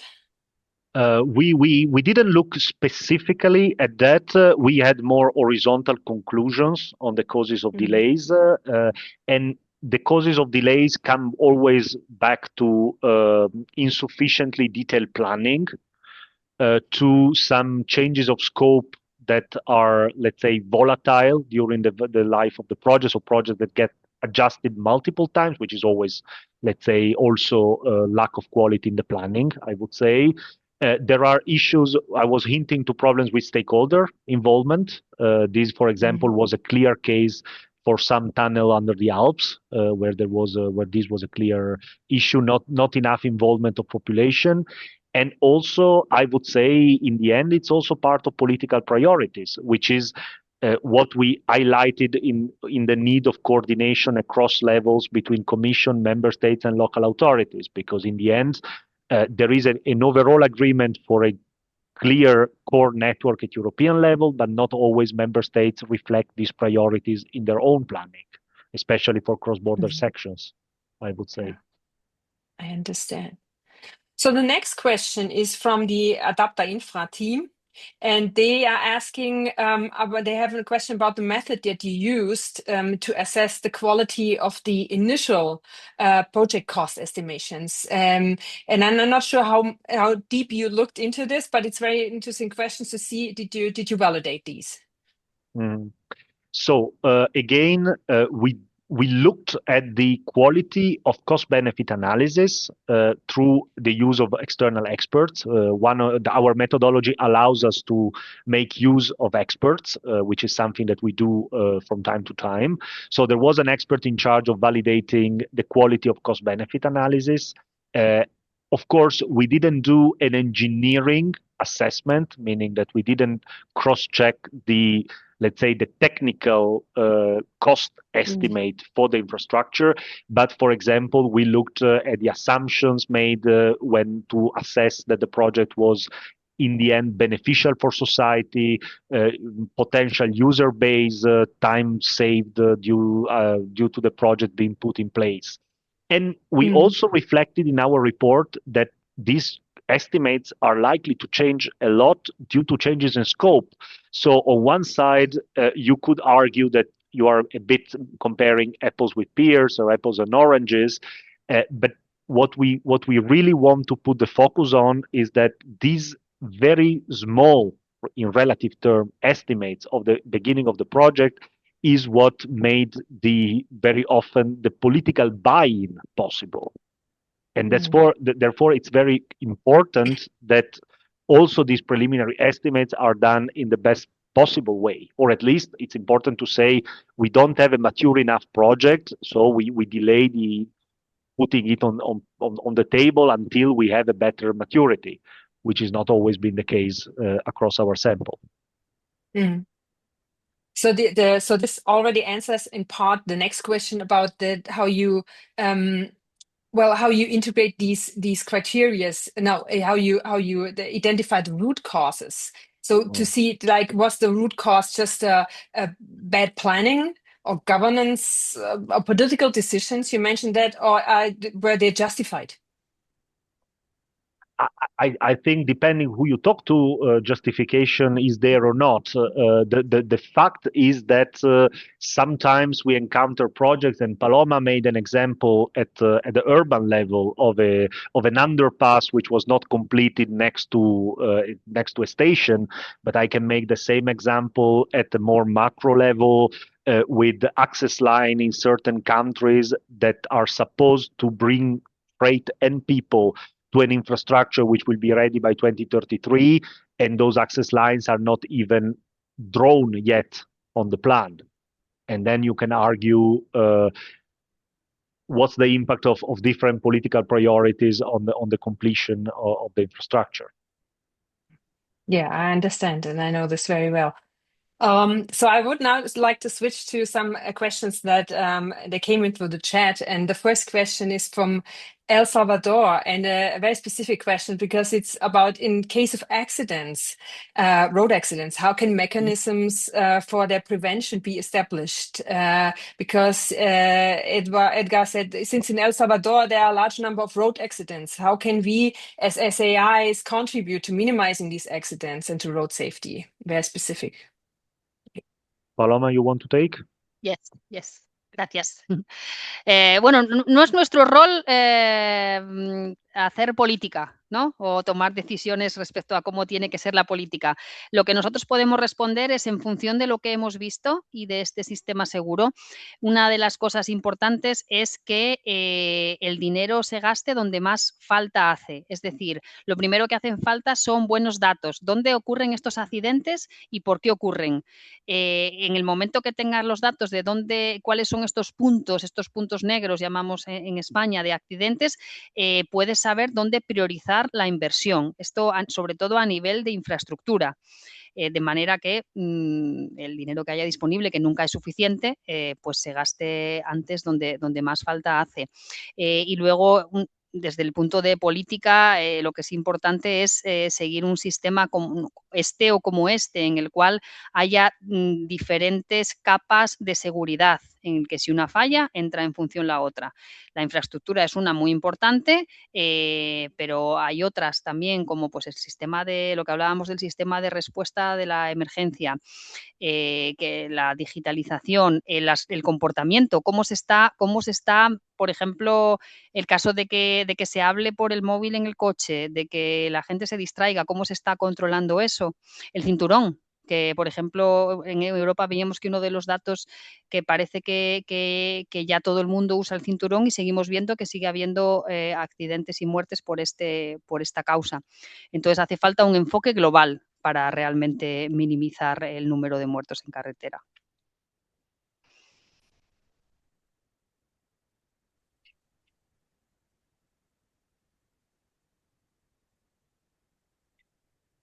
Yes, thank you very much, Paloma. That's indeed. Sometimes it's the easy measures that could actually improve already a lot. And that we have to talk about as auditors as well. The next question is from Ecuador, and it's about that we in Europe that we have a lot already developed regulations and politics at all levels, and regarding sustainability in this case, and he's asking about so for countries that don't have these regulations or the inclusion of sustainability as a policy goal, how can the auditors include them in their audits of sustainability of infrastructure? Maybe I start, and then Paloma, if you want, you complement. On the aspect of sustainability, we are talking about performance audits. So we are talking about audits where the auditor is allowed to define the criteria against which is going to assess the policy. Of course, the auditor is in a better position if he can find hooks in the legislation for that. I'm clear about it. But if we are depending on which element of sustainability we are looking at, if we are looking, for example, financial sustainability, I would plea that I don't specifically need a law telling me that an investment needs to be as financially sustainable as to be in operation for a number of years after investment. That in order to check against that criteria. Or if we are talking about accessibility in an urban context, as Paloma said, it makes little sense to have a very costly transport infrastructure investment if people are far away from it and they cannot access it and they cannot use it. So in that perspective, I agree that it might lead to a more interesting discussion with the ODT or a less straightforward point with the ODT, because you cannot rely so much to legislation as we can in certain cases. But being it a performance audit, it's not we don't have at all cost to make a link to legislation. We can set up a set of criteria and then discuss with the ODT and explain why we find them important. Y añado que a esto a veces hay veces que no hay un criterio definido. Por ejemplo, en la auditoría que hicimos de movilidad o de seguridad vial, no hay un criterio europeo de cómo tiene que ser un carril bici para ser seguro, ¿no? Entonces, ¿cómo medimos esto? Pues podemos mirar informes internacionales o de organismos dedicados al ciclismo, ver cómo en los países donde hay menos accidentes y menos muertes de ciclistas, cómo es ahí la legislación. Y aunque no sea una legislación europea y la Comisión es nuestro principal auditado, tenemos unos estándares a los que enfrentarnos, unos criterios. Por supuesto, no podemos penalizar que no se siga un criterio que no es una legislación directa, pero podemos decir desde un punto de vista del performance, de la gestión, así es como debería de hacerse.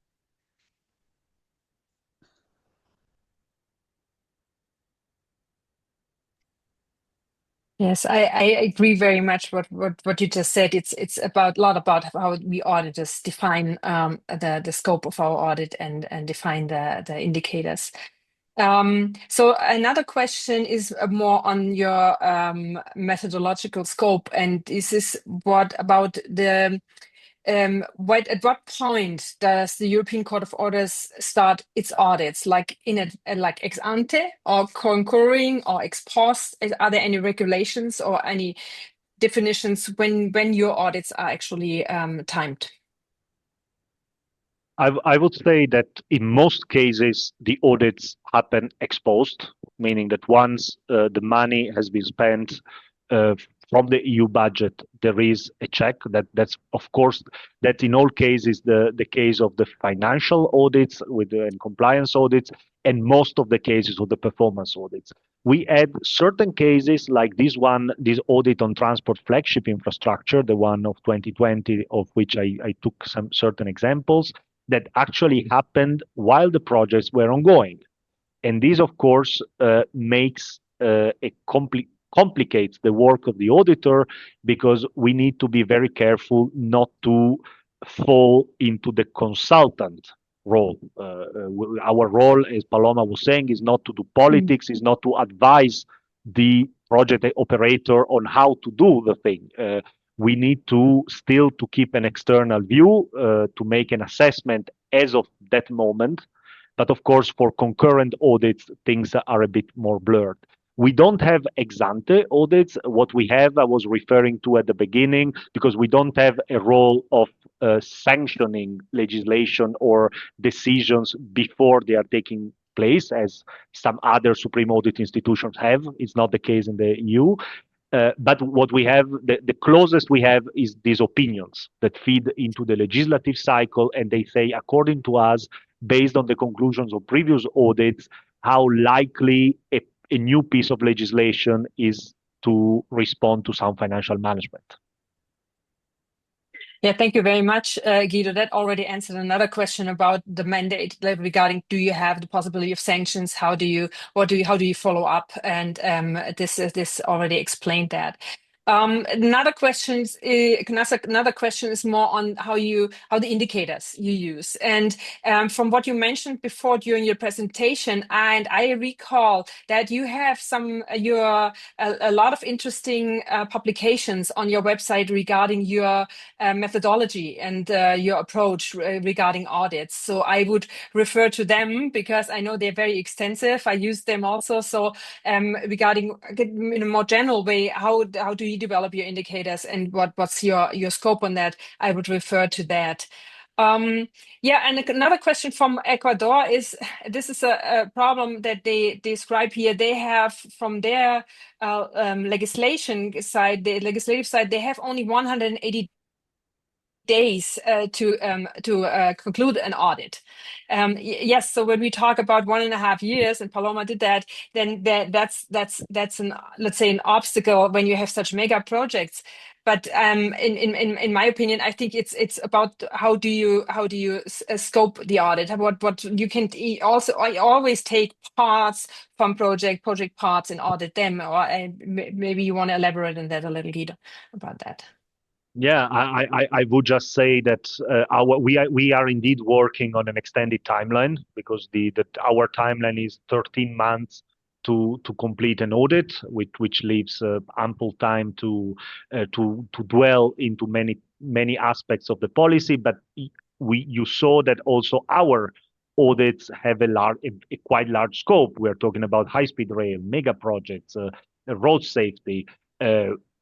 Clearly, if there is a constraint on resources, the only way is to scope down and to get to an audit task that can be implemented. Maybe a solution, but of course I don't know very much your constraints. But a solution could be to have a series of audits that then combined give an overview of different angles of the policy. So you have individual audits with limited resources that then can be seen together and provide an assessment on the bigger picture that is feasible. Y yo añado que seguramente estos 180 días a los que se refiere, porque, por ejemplo, también en España hay 180 días para realizar un informe de auditoría cuando estamos hablando de auditorías de cumplimiento, ¿no? En la que es un proyecto y que auditas cómo se ha ejecutado esos fondos. En el tribunal también, en las auditorías de cumplimiento de proyectos en concreto, tenemos un tiempo mucho más limitado, de entre 6 y 8 semanas por proyecto. En este caso hablamos de auditorías de gestión, que es toda una política en la que se establece un plan, y tenemos el tratado interno dice que tenemos que realizarla en 13 meses, desde que se aprueba el plan hasta que se publica el informe. Eso es lo que nos 180 días de calendario. Entiendo que se refieran, no laborales. En nuestro caso tenemos 13 meses para realizar una auditoría de gestión. He dicho año y medio porque en año y medio son 18 meses desde que la empiezas a planificar hasta que se acaba la publicación. Los 13 meses son desde que se aprueba el plan de auditoría hasta que se publica el informe.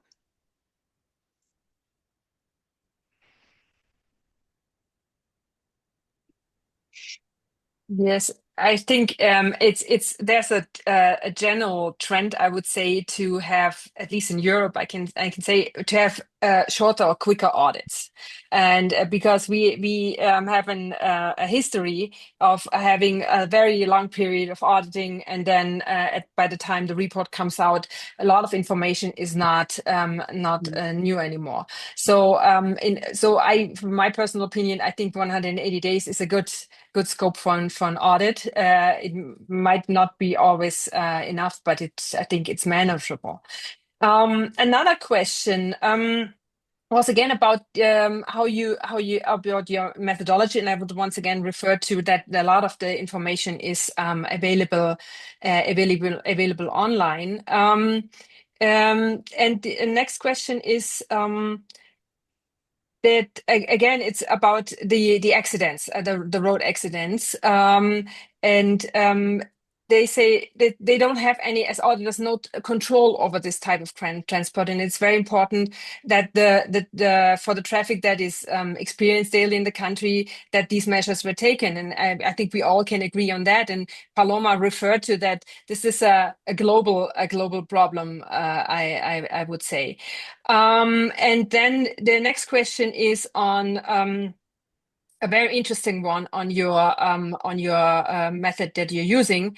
The type is it. I'm sorry, because it's there are a lot of questions now coming in.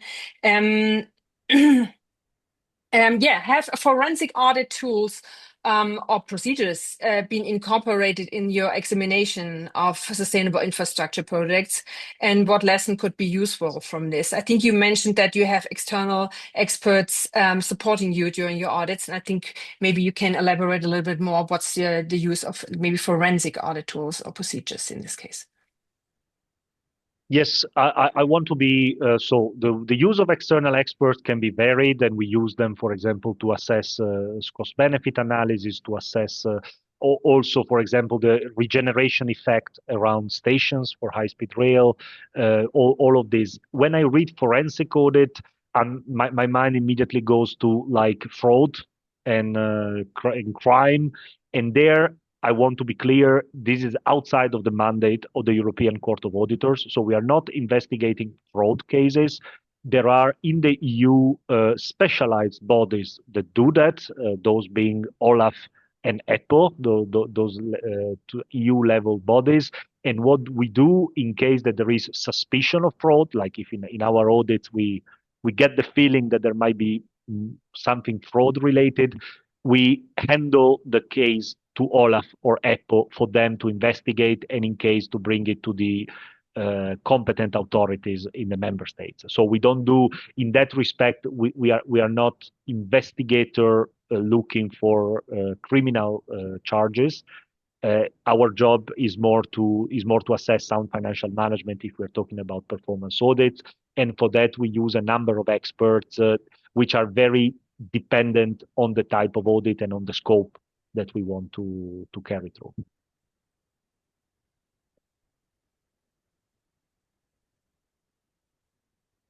You're muted, I think, Simone. I'm sorry, that didn't hit the button. Sorry for that.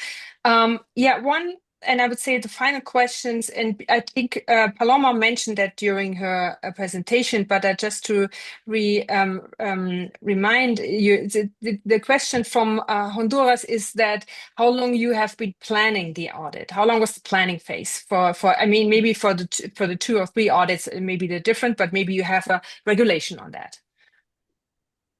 There is no regulation, but we have a standard that more or less we dedicate around 20 weeks, but it's more than one person. So ideally two people, meaning 10 weeks would be 2 months and a half, 3 months planning, depending, of course, as you said, on the complexity, on the area, on the knowledge, previous knowledge of the colleagues. No, sometimes it's an area that you really have knowledge, and sometimes it's a new one. Mm-hmm. Yeah, I understand.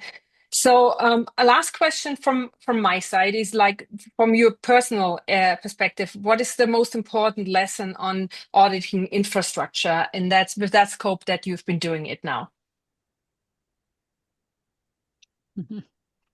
For me personally, and here I'm talking personally, not for the court, but personally, it would be looking at the regulatory and specific context around the infrastructure, because very often the decision maker tries to solve whatever problem with money, like building new things, upgrading new things. And sometimes this is very much needed, because if you have a poor infrastructure, you need to upgrade infrastructure. But in certain other cases, you reach to a point where a modification in the regulatory framework, a modification in the incentive framework around the use of an infrastructure has the same or even better effect than just upgrading the infrastructure a little bit more. So that would be my takeaway for auditing sustainable infrastructure. Yeah, thank you very much. Yeah, Paloma. No, yo añadiría el aspecto social, ¿no? Toda infraestructura debe estar orientada a mejorar la calidad de vida de aquellos que la utilizan. Entonces tiene que tener en cuenta todos estos otros aspectos de la sostenibilidad, de la accesibilidad, la inclusividad, que se tenga en cuenta si realmente las personas que más la necesitan la tienen a su disposición.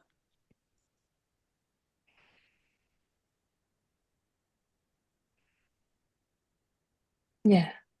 Well, thank you very much. These were indeed some excellent questions and answers. And so my sincere thanks to both of you, Guido and Paloma, for your generosity and your time and the insights. And thank you also to all the participants for joining us today. And we're looking forward to see you again for our next webinar. And to close the meeting, I give the floor back to Irene now. Thank you. Gracias, Simone. Gracias, Guido y Paloma, por la presentación y las respuestas que han compartido con todos los miembros de la OLACEF. Antes de despedirnos, queremos nuevamente tomar una foto porque tuvimos un pequeño problema, así que si pueden prender sus cámaras, le agradecería.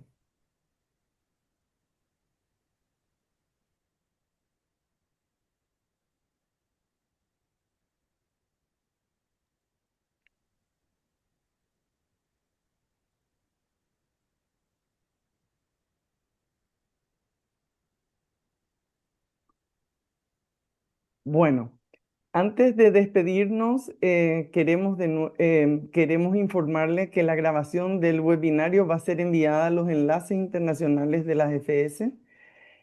También hemos visto que la señora Paloma Muñoz envió los links a algunos documentos en el chat. También estos links vamos a volver a enviar con los documentos que nos han ellos proveído previamente. Les recordamos que el próximo webinario de la serie será con Estonia. La FS Estonia compartirá con nosotros su experiencia y esperamos contar con la participación nuevamente de todos ustedes. Esa invitación estaremos enviando próximamente. Por último, agradecer de nuevo su participación y les esperamos en el siguiente encuentro. Muchísimas gracias a todos. Muchas gracias por la invitación. Thank you very much. Gracias a ustedes. Thank you. Bye. Thank you. Obrigada.